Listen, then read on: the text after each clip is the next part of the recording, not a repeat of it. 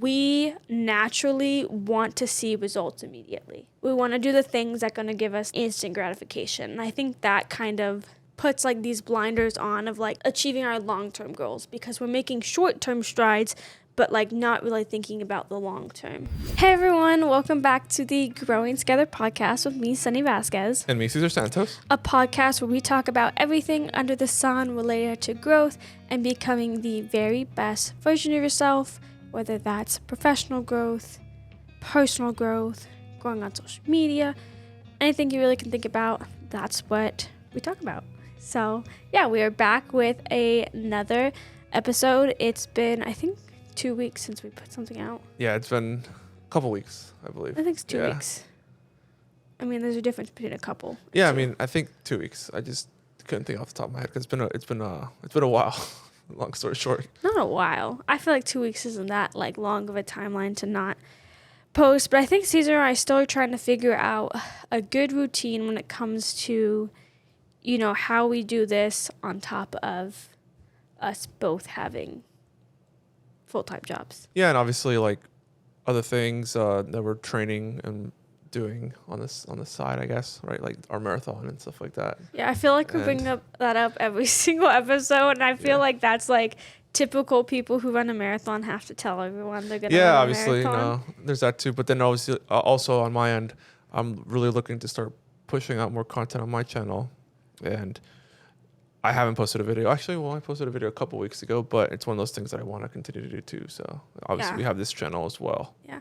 So it's just a balancing act of trying to figure out how we can not just dedicate time, but make sure like the time is really intentional that we spend on like these passions, you know? Yeah. Like I'd love to spend more time on this podcast. It's a little bit difficult. It's a little bit difficult trying to find your rhythm, and, you know, then life also throws things your way. So I've been dealing with that, but I have a feeling we're going to figure it out. Do you think we'll figure it out? I think we'll figure it out. Yeah. Yeah, I think we will. It takes time, you know?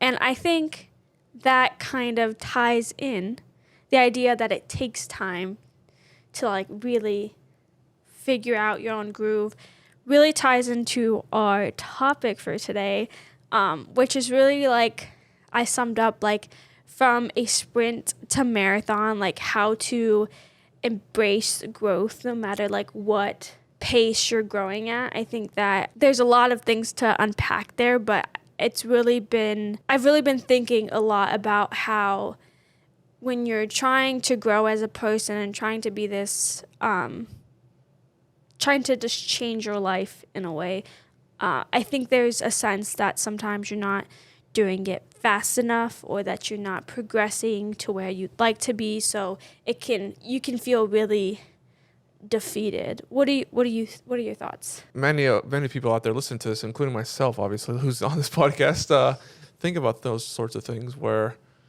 you feel that you're not making strides towards like a goal you might have, you know, or whatever that goal is. You know, it could be something physical like a marathon, or it could be something maybe more logical, like, or spiritual, or whatever it is.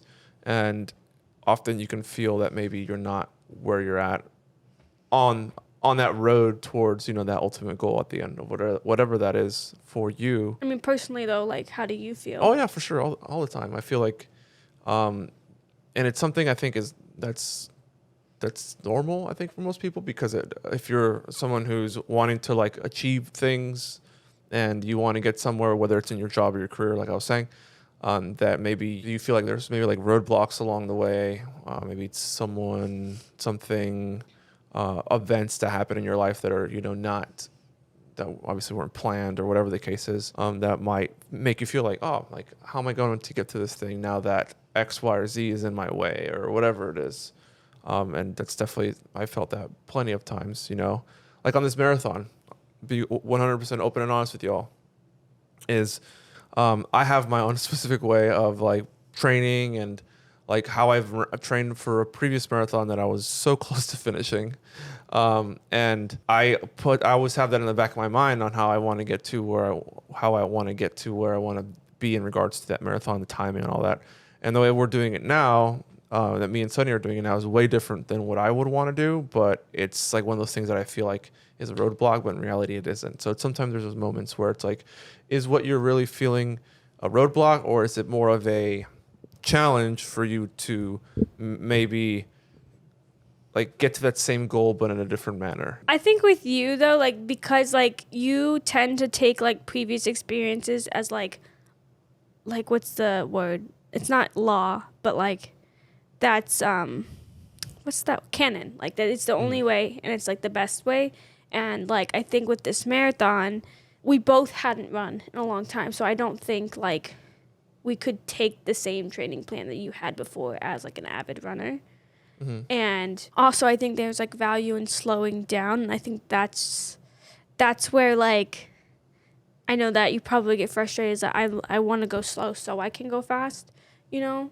Yeah. So, but I do think like I'm also just a person that I think there's multiple ways to get to the same end goal. You can tell me like there's people out there that say this is the best way to do this, but then someone else comes along and says, well, I do it this way and it works just fine too. So it's kind of one of those things where, yeah, I mean, multiple roads leads to the same destination. But I've also felt like that recently with, I like posted a TikTok the other day because I was feeling really, really overwhelmed. I say the other day, but I mean like a couple weeks ago. You're rubbing off on me with that. But I feel like growth can be like really overwhelming. Like when you're really trying to make change in your life and trying to see a difference in yourself, because we're also like our worst critics, I think, it's also exhausting, like of just being drained and not feeling like you're seeing results. I feel that like I feel that I'm not only not seeing results in myself, but I'm thinking if I don't see the results of myself, other people are definitely not seeing how I've changed and how I've grown. And I think that can be very discouraging when you're on a path to greater things and to, live a better life. Yeah, I think it's really difficult. And it brought up the topic, like as we're training for a marathon, obviously that's how this was inspired. We've been training for this marathon, like what's the right pace, like what's the best pace for you? Because, I'm on runner TikTok. I don't know if you've seen a lot of runner TikTok. I've seen some of it, yeah. Yeah, and you'll see people who like categorize themselves as like, I'm a slow runner, but like slow is very subjective. Like what do you consider slow when it comes to like long distance running? And like then you have people that like can run like marathons in sub 4 hours and you're like, holy moly, like this is crazy. It starts to think like, well, what's considered a good pace, And I think when it comes to growth, but even marathon training in general, there's not a right pace, Yeah, I mean, I don't think there's, I would argue that there is a right pace if you're looking to hit a certain goal. Like if you're, not Usain Bolt. Usain Bolt's not a marathon runner. I'm trying to think of a famous marathon runner. If you're trying to get like under sub 2 hours, obviously there's a certain pace you have to hit. Like no doubt about that if you're trying to do that. But if you're someone who just wants to finish, obviously there are certain paces that you probably should shoot for. And most importantly, this is also something that has to do with anything in life, is you have to listen to yourself, and ultimately, physically speaking here, if you're talking about a marathon, is you have to listen to your body. So if you have a super high goal of like, I want to run sub 3 hours, I forget the exact time you have to hit per mile to hit that. But your body is like, you haven't trained enough, maybe you haven't conditioned enough, maybe there's something physically ailmenting you. You have a physical ailment that is preventing you from doing that. Maybe you have a knee problem, I don't know, whatever it is. Then obviously you're going to have to run slower, and you might not be able to hit that goal of the hour goal, but you will still be able to finish the marathon though. And if your goal is that, I think obviously there is no better pace than the pace that you set for yourself. So I think running, some people run 13 minutes a mile and they finish a marathon running that pace. Some people run 10, some people run 6. But like, I think it's insane. the key like, here, though, is that it's everyone can set, and everyone can set their own pace. It's up to them at the end of the day. Like, that's it's up what to I'm you. saying is like I don't Yeah. think there is a right pace. Like obviously, yeah, if you think And it very, depends. Yeah, it if you varies. think It's very, variable. no, but I think if you think very logically, like you tend to do, and not very like metaphorically, that yeah, like obviously, if you want to finish in a certain time, if that's the goal you've set for yourself, yes, you do have to run at a certain pace. But I think it goes back to like the goal itself. Like, why is that the goal? Is the goal like, is it something like you can accomplish given like your current situation? Like if I went into this marathon thinking I could run sub 3 hours, that'd be ridiculous because this is my first marathon and I haven't trained to do that. And even then, even if I did have a training plan designed for that, it's like, how realistic was that goal you're setting yourself? And thinking back to, why are you setting yourself that goal for yourself? Are you setting it because you know someone that can do it and you want to say that you did it too? Like, I think that part of like figuring out the right pace is also figuring out like the right things to go after. In that sense, there are no right things. It really depends on like what you mentioned, like who you are and like what you need. Like similar to how you were saying, paying attention to your body. Like when you're trying to figure out how to grow and what growth looks like for you, you really have to take inventory of your life and evaluate your life and like what you're looking to fulfill and how you're looking to grow, and then go from there. And I think that sometimes we want to be where others are for the sake of being where others are, because other people done it, like let's do it too. Or Yeah, you see an influencer running and you're like, I want to do that because X, Y, or Z, which I think is a great thing, especially if you can pretty much put this we don't out have to talk about running no, this whole I time. know. Like, No, I mean, that's what I was literally about to say that. I was about to mention that. Is like, obviously we're talking about running here, but you can really put that into any perspective of some person on the internet, maybe a book you read, and it's like, well, this person in this book said I can accomplish that, then I think I can too, which I think is a great thing. It's like a great like motivator for people to get out there and do and accomplish their goals of whatever it is. If you're reading I think you're reading what is that? High impact marketing, content marketing, and it lays out a bunch of different topics and tips and all these other things that you're writing a whole like presentation on to present to your team, and like I think it's going to motivate people to be like, we can do this. And it's like those sorts of things. Like you either hear someone talk about something that you may be interested in and you want to grow in, and learning and reading or doing this sort of thing like helps you get there, which I think is a great thing. I don't think that's why I agree with you. There is no wrong way of doing. But you shouldn't do it for the sake of just doing it. There has to be, it has to tie back to like overarching goals and what you want to achieve. And I think it's kind of a slippery slope because it's great to have motivation from like the people you surround yourself with or like people online. But at the end of the day, like growing, there's not like a one size fits all approach because it's very subjective to like what your life looks like, what your situation looks like, your environment, like your individual needs. We all have individual needs that we that need to be met, and my needs are going to be different from your needs. That's of course. that's a Noah Kahn song. I think of it like a library, A library? No, I think of like setting a goal like a library. There's so many books and so many things that you can learn from each individual book. And it's like, you're not going to learn everything you need in your life from one specific book, but there's separate books where you can take certain things from to like, for you to hit a certain goal, whatever that is. Obviously running, there's tons of running books out there that tell you so many things about running and stretching and all these things. And you can either learn from one or learn from a bunch, and you absorb that and you take that regimen and you build your own regimen out and you hit the goal you want to hit. Like, I think that's overwhelming though too. I often think about that, like kind of like the amount of information that's out there on practically anything you'd want to do is a little bit overwhelming to then have to try to figure out how you tailor it to yourself, given that there are many different routes to take. I often suffer from this, not just when I'm learning things, but in my personal life too, of like having analysis paralysis. I'll read so many different like articles or books on a certain subject, and then I'll be presented with a lot of different ways to do the same thing, and then I can't decide which way it works for me.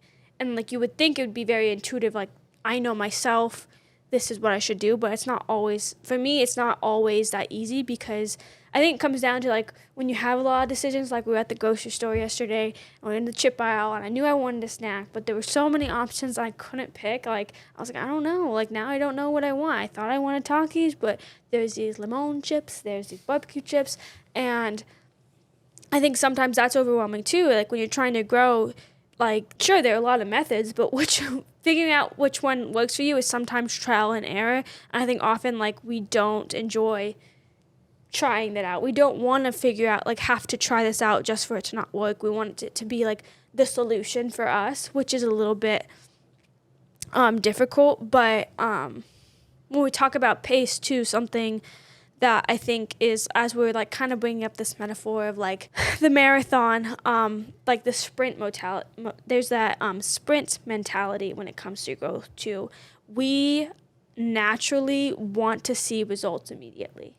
We want to do the things that are going to give us the results immediately and like instant gratification. And I think that kind of puts like these blinders on of like achieving our long-term goals, because we're making short-term strides, but like not really thinking about the long term. Yeah, I mean, I think we all want, again, like you said, not to repeat you again, but we all want to see, like we have this goal, like whether it's maybe you're losing weight or whatever it is, or fill in the blank, but we all want to get there now, like tomorrow. Yeah. Like, so we'll often think of like, what's the quickest way I could do this? What's like the cheat codes in life, to get there.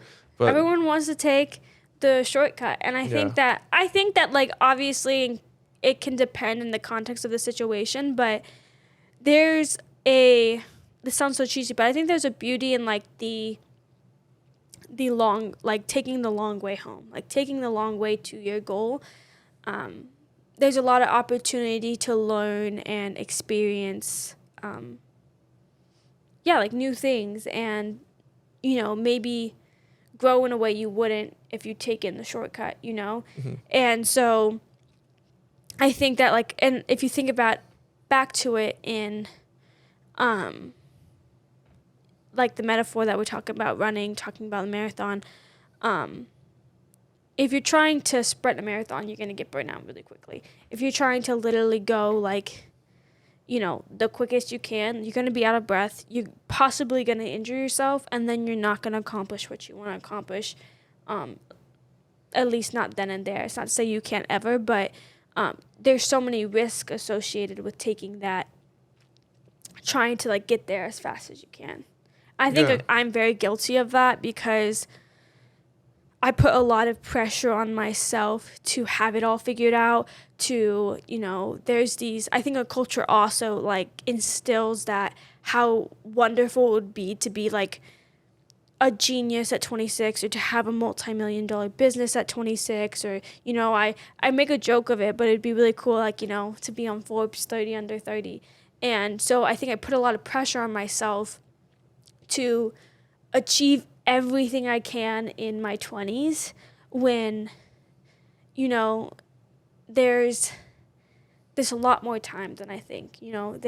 It doesn't, like, if I'm not where I want to be by I'm 30, it doesn't mean it's over, but I think sometimes we feel that way. We feel like we're running out of time. It's funny, because the older you get, I think the older, at least I've gotten, the older, at least the older that I've gotten, the more I've thought of that, like, just every day feels like it's already ticking time. It's like it's already towards the end of, we're already towards the later half of 2023. It's insane. Yeah. So it's like this marathon's coming right up, talking about a marathon. And I know we made strides and did a lot of running beforehand, but it's always like, do I feel prepared enough? I'm like, I think so. I was like, if the marathon was today, I think I'd be okay, but I don't want to be okay. I want to be good. Yeah, you want to feel good about it. You want to feel good about it, so continuing to like make those strides towards like, and for me, this is one of those fears that I have of myself, just because I've had bad experiences with running. It's like, I don't want to injure myself. That's the thing. It's like, because then you're out for God knows how long because of whatever it is. So, which is why I do appreciate you when it comes to like, taking telling it slow Cesar slow down. to taking When it slow. Cesar paces us, we're going way faster than I want to go. Yeah, no, but then that I mean that's the other thing too is like talking about pace. Like when you think of anything in life, I'm relating it to running here, but if you relate like anything that you take, anything that you can pace, which is, you know, whether you're reading, maybe you're learning something new, maybe you're taking a course or whatever it is, like you're at the end of the day going to absorb all of that knowledge at your own pace. You're not reading it just to like read it really quickly, you know, but at the end of the day, as long as you feel like you did well enough, like I don't think there's anything else that you should worry about when it comes to like. I don't get what you're saying. No, like, sorry. What I'm trying to say is that we're obviously talking about running here. In this instance, we're talking about like a pace that you set for yourself, like per mile or whatever. But when it comes to anything else in life, you can set your pace for you to learn something new, whether it's like, okay. It's not even, it doesn't even have to be learning. It could be, I really anything. think you can pace yourself with anything. Like, Yeah. it's the same way like when you eat, you pace yourself, Yeah. you know, you don't want to throw eat too up. much, you don't want to throw up, Yeah. or like when you drink, hopefully you're pacing yourself. Or like, yeah, when you're learning something new, or even just, just when you're growing, when you're trying to become a better person, it doesn't have to be like this 360 turnaround. I think that's something that's a common theme that we talk about, is that we don't need to become a changed person overnight. But to the same effect, I work with this guy and his name's AJ, and he is incredible. He's a really, really cool guy. Always has a lot of great like quotes and like things that he'll share with us. And one of them said, "If nothing changes, then nothing changes." And I think that's like, it's so simple, but it's so true, because if you want things to change, you have to change. But if you don't change, then nothing else will change either. So, but within that, like, there's no saying that you have to do this change, like, you know, like immediate. Not saying that you'd have to make some like step towards that every day, right? But it doesn't have to be, again, like this 360, like, yesterday I was Sonny 1.0 and today I'm just a whole brand new person. Like, no, it doesn't have to work like that, but you can work towards it and figure out, I think also just figure out who you want to be. Sometimes it's not that clear. Sometimes you don't know what you want. For me, that was the thing I struggled with, and I still struggle with, because I have a lot of interests, I have a lot of passions, there are a lot of things I like to do, and I'm constantly questioning, is this the right path for me? Am I doing what I enjoy? Am I happy? Like, I ask myself that all the time, because I'm like, sometimes I don't know. Like, it's not that I'm like, oh, when I say, if someone asked me if I was happy and I said I don't know, it's not that I'm not happy, it's that I'm trying to figure out what happiness looks like for me. You know, like, what is happiness to me? What does make me happy? What brings me joy? Figuring those things out it's very difficult, and you wouldn't think it would be, because, like, who knows you better than you, right? But it's constant. I had a conversation with my mom the other day. I was stressed because I was putting all this pressure on myself from work, and I was like, sometimes I wonder if I do things because I really like them, or because I like to be good at things. Because I can tell you something, I love to be great at things. Like, if I can take on a task and learn something new, I want to be great at it. Like, with SEO, I didn't know SEO like 3 years ago. But once I heard of it, I was like, I'm going to be great at it. And, like, I'm still working towards that. I wouldn't say I'm, like, the greatest SEO ever, but I'm definitely 10 times better than I was 3 years ago. And I was like, and I'm still working towards that. And same thing with, you know, I'm doing this presentation for work. I'm really excited to share my learnings with everyone. I'm like, I'm going to be the best damn teacher there ever was on this book. You know, it's I have that natural instinct to want to excel in all areas, but that doesn't mean I have to. And I think that sometimes I forget that, like, I don't have to be great at everything. I love to be great. It's kind of like that Michael Scott quote where he's like, I don't have to be liked. I don't need to be liked. I like to be liked. He was like, and I feel like that too with, like, I want to be good at things. I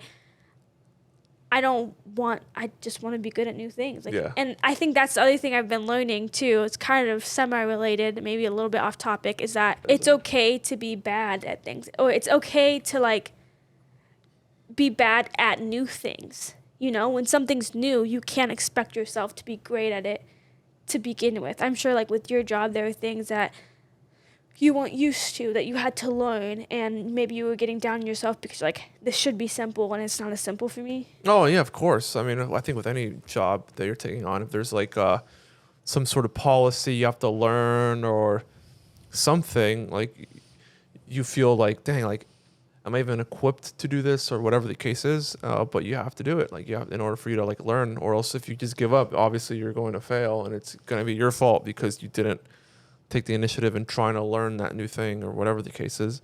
And we do that to ourselves with anything. Especially like, I think most of us probably watching or listening know how to drive, assuming that you're old enough to drive. Know how to drive. Yeah. That's old. You may know how to drive, you have but a license. You have a license. You have a license is a better term. In whatever state you live in. And you had to read a book, take courses and classes. Or if you were me, you just cheat. What? I mean, in Florida, I shouldn't say this. I mean, I don't have a Florida driver's license anymore. I have a Nevada driver's license. I still gotta get my Tennessee one, so maybe I shouldn't say this either. But in Florida, like the process to get your driver's license, at 15, you get your permit. And when you get your permit, you take a test at home. Oh, yeah. And like you just use the handbook. I'm like, this is not that hard. I can reference the handbook. Obviously, they probably tell you you're not supposed to, but you want your permit. So you get your permit. And in Nevada, you had to do that too. And it was, you had to take the test on a computer at DMV though. We didn't have to do it at the DMV. Yeah, that's the thing. That's why Florida drivers suck, because we don't have to go to the DMV to do it. It was looking back at it, it was a very simple test. It was just about like signs and like things like little questions that ask you about if X, Y, or Z would happen, what do you do? But yeah, in order for you to actually get your driver's license, you have to take some initiative in learning like about proper driver safety and signs and what signs mean or what the stoplights mean or pedestrian safety, all these things. And because if you don't, then you're going to be liable. And if you get in a car and you drive, you're going to hit somebody or cause an accident. It's your fault. Like people get their license and still do that. Yeah, there are people that drive without their license and they unfortunately go to jail. Well, no, with their licenses. Or with their licenses. Yeah, I feel like this is the worst analogy because people with their licenses get into accidents. That's a wild thing though about, now we're talking about driver's licenses and driving, but that's a wild thing about like, if you're talking about like accountability and stuff, is that like a driver's license, it's obviously a privilege to drive in the US. Yeah. It's not like your right to drive. So we have these like safety things in place, like whether you got to have insurance or a license. But like at the end of the day, it's still like your fault if you get an accident. It's not gonna be like, I had my driver's license. So it's like a safety thing. It doesn't protect you. No, it doesn't protect you. It's just more of like, oh, the state certified that you're okay to drive in the state or whatever it is. Yeah. So it's funny that we view things like that with like, I got a license or I'm Adobe certified or all these other things like in regards to life. If you have like some sort of certification.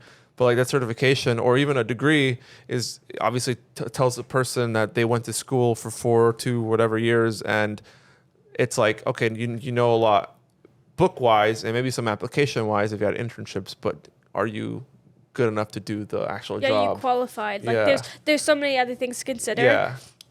I think back to like pace though, there's it's really important to think about, for instance, you were talking about how, in the situation with work where you're learning something new and you're not great at it to begin with, there's a level of patience and resilience we have to have when going after something that we want and setting goals for ourselves. We have to be resilient and really always be thinking back to like the long-term vision as kind of motivation to help us move forward. And then just be consistent. I think the one thing I think consistency, I think we've probably talked about this before. Consistency is so, so difficult. You think it's like, I don't know if you've read that book, something about atomic habits. It takes a while to develop a habit. And I feel like habit is kind of synonymous with consistency. Yeah. In order to, kind of go at the right pace, the one key factor in regards to pace is consistency. Like, are you repetitively working on this thing? You may be going at a slower pace, but as long as you're consistently working towards that goal, you'll get there eventually. I think so. I think obviously talking about pace in this podcast is like we've had a consistency in recording and obviously editing and uploading, and I think as long as we have some sort of consistency, whether it's once a month, twice a month, 3 times a month, or whatever the case is, I think it will grow over time. There obviously are changes that you should make in as you're, doing whatever that is. Well, in this case, a podcast or whatever it is, that you should make changes. I think you should try to push yourself a little more if the case of running, right? Yeah, but not push yourself past like where, for instance, if we take content creation, obviously this podcast is a piece of content, right? If we say like we know that we want to post a podcast and maybe we're doing like once a month, twice a month, but then we start to do 3 a month, 4 a month, 10 a month, now 5 a month, now 10 a month. And we do it for the sake of just doing it. Yep. Like, you're going to burn yourself out. It's not going to be something you enjoy anymore. And you see that happen with a lot of people where, like, they want to produce great content and then, like, maybe they're doing really well, but then there's that more demand. So they're trying to, like, please the people that, like, are watching their content while we're maintaining the quality of what they want to put out. And then it just burns them out because now you're producing just to produce. You're not producing to be proud of what you do. And I think that's the one thing with this podcast where like we've taken some time, sometimes not recording, sometimes not posting, because when I sit down to do this, I really want it to be the most like effective and intentional time that we spend. I want the topic to be something that we're passionate about, something that we could speak on. And then sometimes you're just not in the right headspace, like we do have full-time jobs, and like I'm a chronically exhausted person, and it's kind of funny because I also am like someone that wants to be productive at all moments while also struggling with like being tired all the time. I have to let me know like when I can give myself a break. And I think that's the one thing too, is taking a break doesn't mean you're not maintaining your pace, right? I think breaks are a part of maintaining your pace. Like if, for instance, if we, going back to running, if we don't properly fuel and provide ourselves rest and time and stretch, like we're not going to be able to accomplish what we want. We're going to get hurt, or even we might finish, but we might not finish at the time we want because we're literally like we're not providing ourselves with the things we need. And I think rest is something that I struggle to give myself because, again, I feel like hustle culture, like there's always so many things I could do and so many things I'm interested in that like when I feel like I'm resting, I feel lazy. I feel like I'm not doing myself justice, when really in order to bring your full self to the party, you gotta rest. Yeah, of course. And you gotta, I think it's a marathon, not a sprint. No, that's the thing. It's like it is. It's a marathon, not a Yeah, sprint. It's not. It's us. You have to. Anything you do in life, you always need to take a break. Even biblically speaking, it's like, what was it? And on the 7th day, like God rested. God rested. It's like yeah. that. I mean, he created all the things. Yeah, and he was tired. So you have to take some time for yourself to like readjust, recalibrate. Like you don't want to burn yourself out, whatever it is you're doing, running wise too. Like whatever project you might be working on, maybe you want to like you need to accomplish it by a certain day, and you're just over like beating yourself up over it, but it's possible. It really is. Yeah. And I think sometimes like taking a break can give you the exact answers you need. Like I like creative work, so sometimes I'll do some writing, and I don't like the idea. I do want to write a book, and I've started writing my book, but I haven't spent as much time writing recently, and it's because I feel like I haven't felt inspired, and I felt that the writing I would do if I forced myself to sit down and write wouldn't be as good as if I like took some time to rest and reevaluate what I'm like, wanting to achieve with it. Mm-hmm. So sometimes when you take a step back and then you go back to the task at hand, you're like, oh, I see this in a whole new lens. I see this in a whole different way than I did before, and it gives you the clarity that you were needing. Because I mean, you've done it. You've probably sat at a computer working on an edit for a long time, and you're like, I can't do this for any longer, and you need to take a break and kind of figure out what you're trying to achieve. Yeah, it's like you get into this zone of like, again, I'm not like I'm not like an expert video editor. I would say I'm like highly advanced, but not like some of these directors out here and whatnot. Even some people that I've seen on my team, I'm like, well, they blow me away with what they can do in the amount of time they have. And so when I see that and I'm comparing myself to like other people, you obviously have a certain amount of time and like thinking, the ability to think about something and like how you want it to look, how you want it to feel, like how you want to present that video or whatever it is. And yeah, you obviously got to take a rest. You got to step away from your screen for a second. You might not have, like, if you're trying to make something funny, you might not have the thought to make something funny, or if you want it to be entertaining, or if you want it to be like there's an emotion you might want to draw from whatever it is you're creating. But I'm reading a book. It was from this director.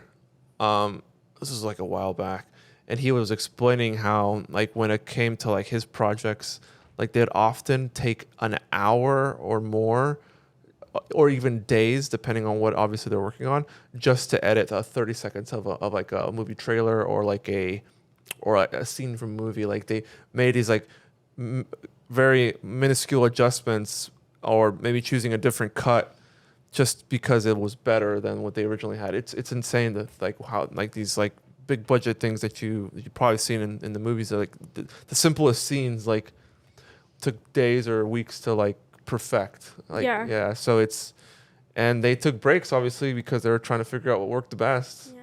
I mean, I think you brought up something good though, because like you say, like you look at some video editors on your team, you're like, wow, like what they can do and like the limited time they have. I think that's something that honestly kind of,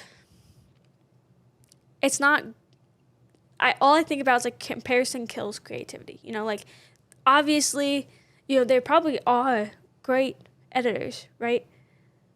Doesn't make you any less of a great editor. It just means like you have different, you know, skills. Like I think about it in the sense of, for instance, I do the same thing where I work with someone, her name is Allie, and she also is, I work with a lot of incredible people. So it's like super motivating, but also at times I'm like, oh, how did they get so smart?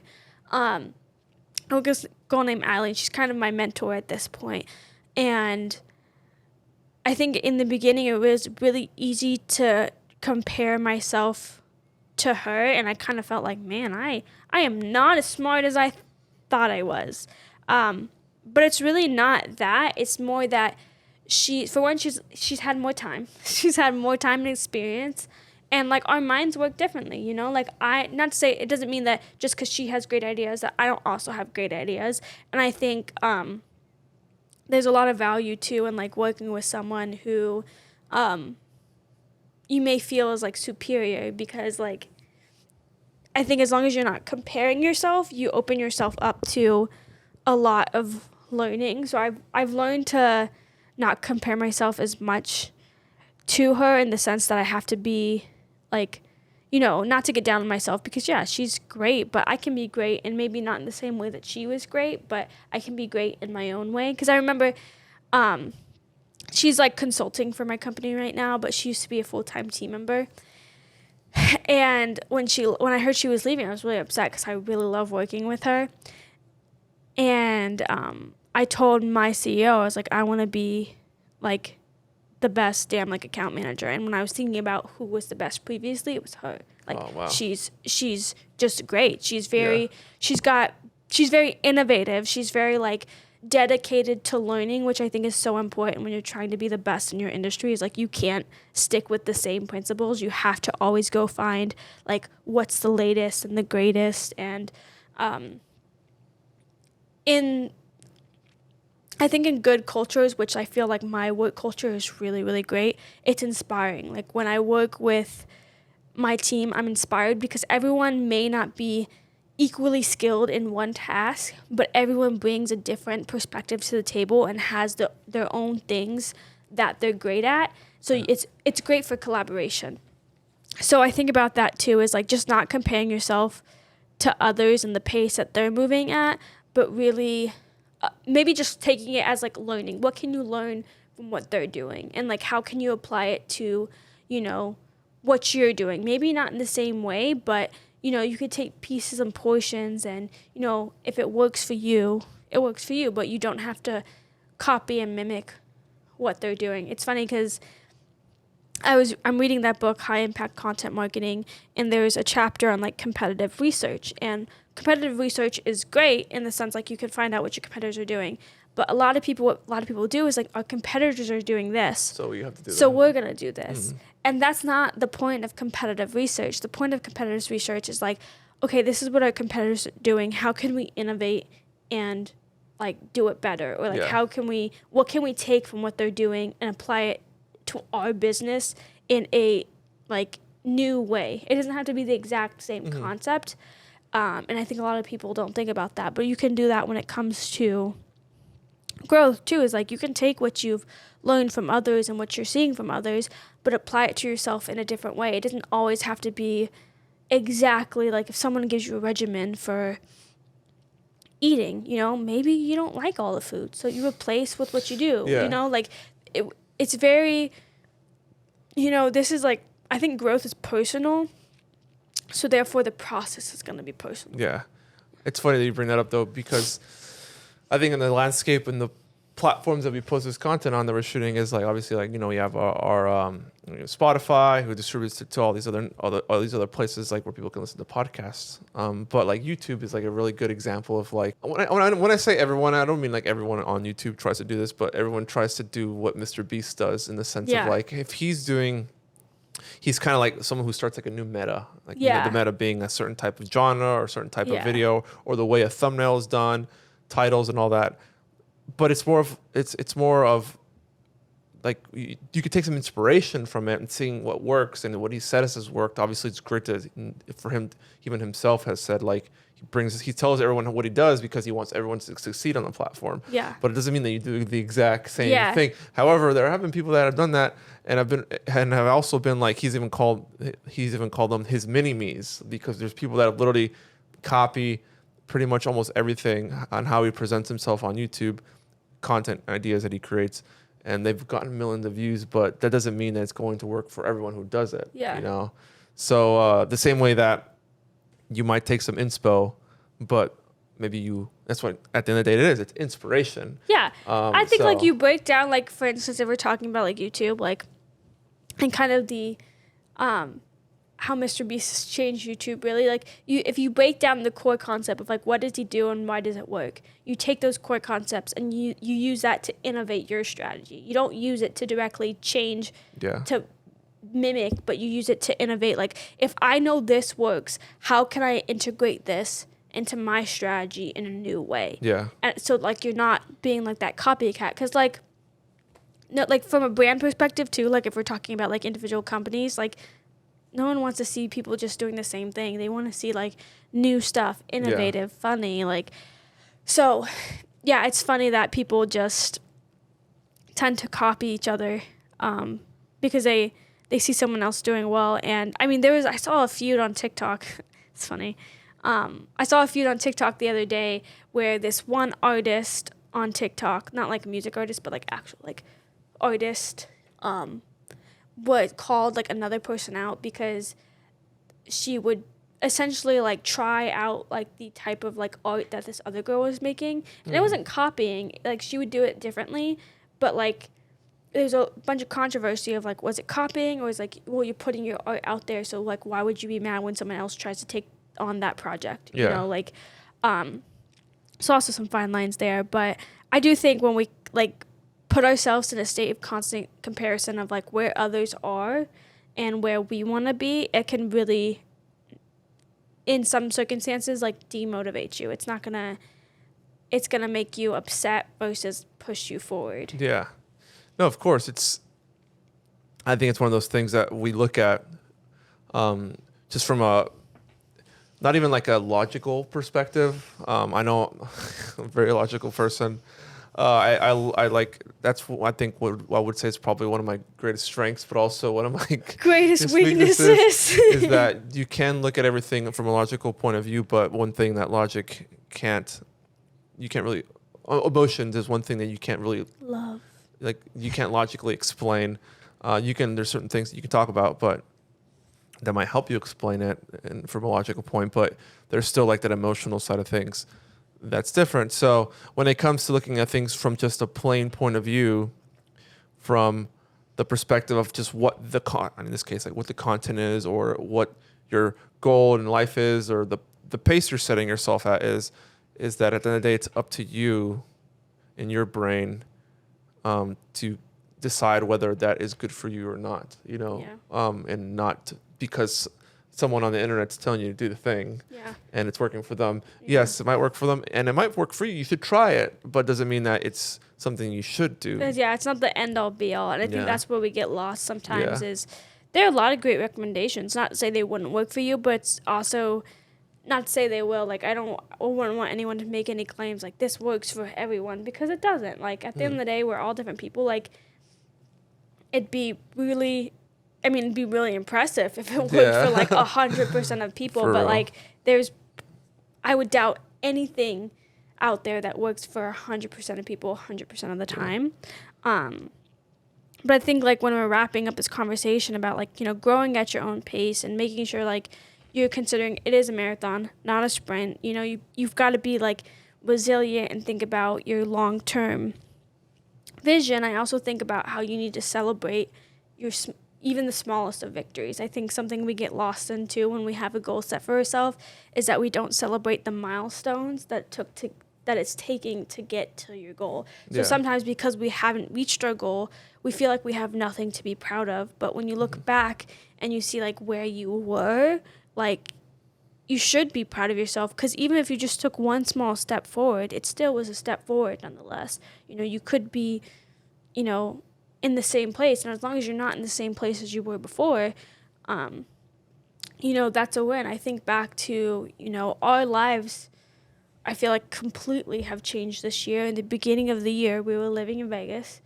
We now have been in Nashville for 6 or 7 months. It's wild to think about that. And, obviously there are things that we still want. We still are working towards building the life that we want, but that doesn't mean we can't enjoy where we are now and how far we've come. I think that's something I also struggle with is in striving for better, I sometimes forget that I can also be content with where I am right now. Being content with where I am now doesn't mean I don't want to make any change. It just means I'm happy to have progressed this far. Mm-hmm. And I think that's something that I just never really, I don't do enough. I feel like I put a lot of pressure on myself because I'm not exactly where I would like us to be. But when I zoom out, we are so much farther than we've ever been, No, yeah, when you look at it from the 1,000 yard or one. It's like Michael Scott. Zoom out. He's like, zoom in, you're in a sandbox. Zoom in, you're like, you know what I mean? That scene I forgot when he's trying that. to do the commercial. Yeah, I forgot about that.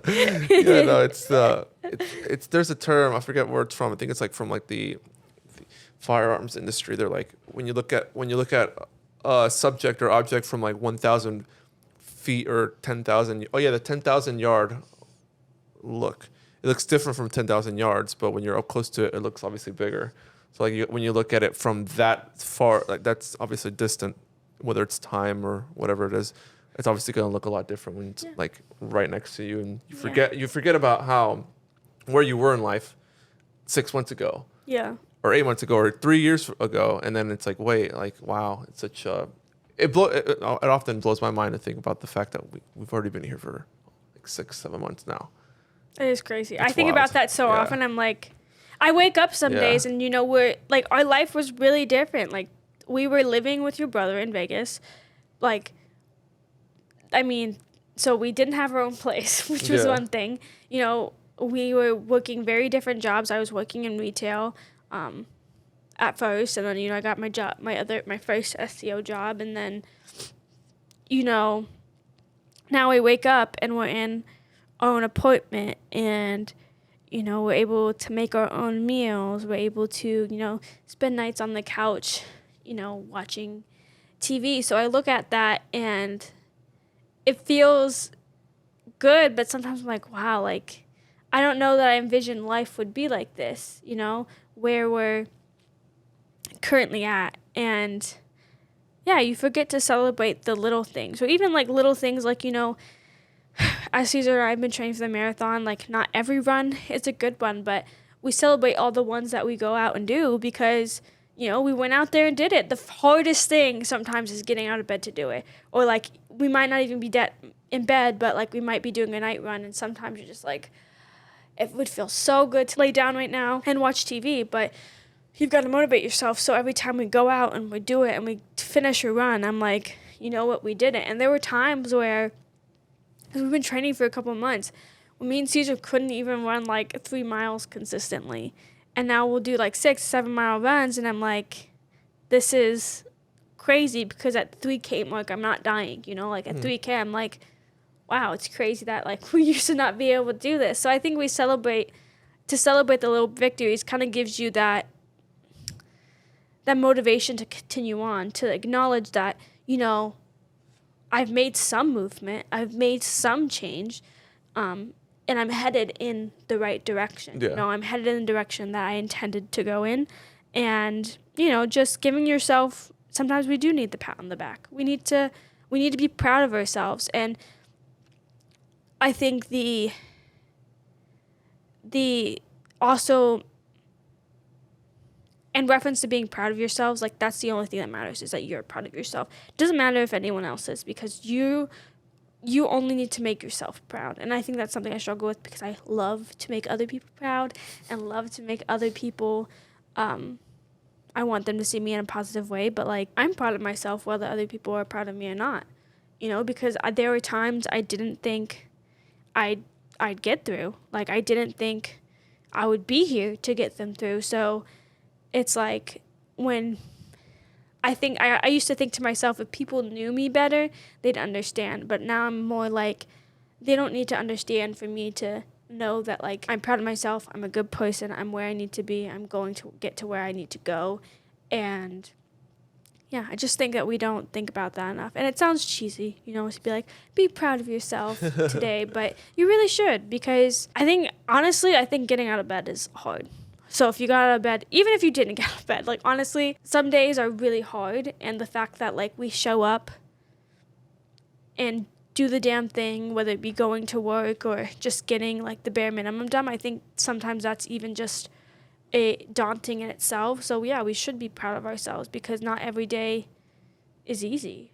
Every day comes with its own challenges, and they're not predictable, because that's life. So Yeah. Yeah. What are you proud of today, Cesar? Today, I'm proud of, obviously it's Sunday. I'll be proud of when this podcast is up. Okay, something currently. Obviously, you'll be proud when we've edited this. I'm proud of us actually eating pretty healthy today. You know, we had some smoothies, had a good breakfast, had a coffee and stuff. Yeah,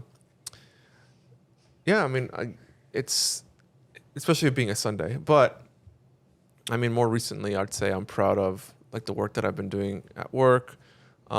And like what I'm striving to do, like on like, I call them like side projects, or like, I guess you can call it like a side project. So like those sorts of things I'm really proud of, and just continuing to always want to learn and get better at everything in my life, whether it's communicating with people, whether it's, learning from mistakes.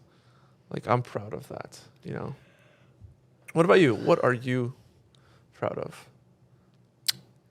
Oh, also, I'm proud of the fact that we're still going to do this marathon, and we already signed up for another one, or actually going to sign up for another one. We're going to sign up for the one here in Nashville in April. So there's the one that we're running is on October 28th, and it's like with this program like Run Nash, so it's a marathon, and then they have the Rock and Roll in April of 2024. So we decided we're going to sign up for that one too, because it does not stop at one. We're going to keep going.